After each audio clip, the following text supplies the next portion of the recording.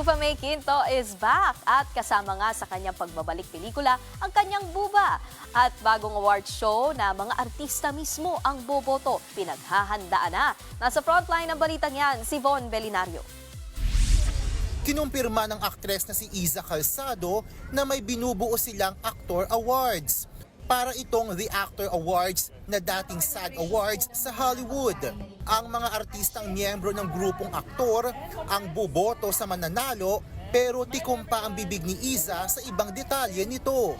We are planning, we are hoping, brilliant community of empowered actors.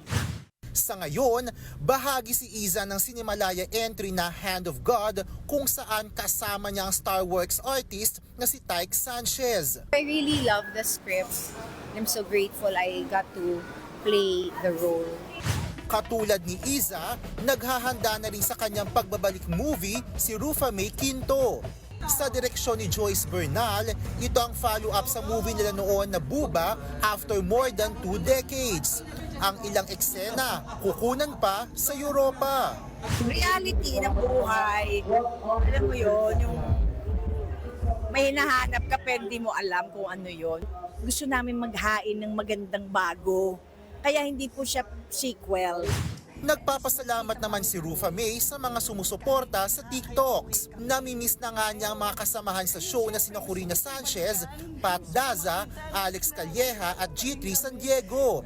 Wish ni Rufa, more season para sa Hit Kapatid Talk Show. Actually, hindi siya paksbitin.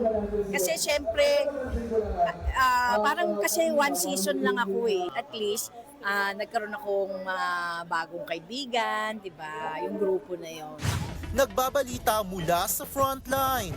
Von Belinario, News 5. Mga kapatid, Nikki de Guzman po. Para sa mga impormasyong dapat ninyong malaman, mag-follow at mag-subscribe na sa social media pages ng News 5.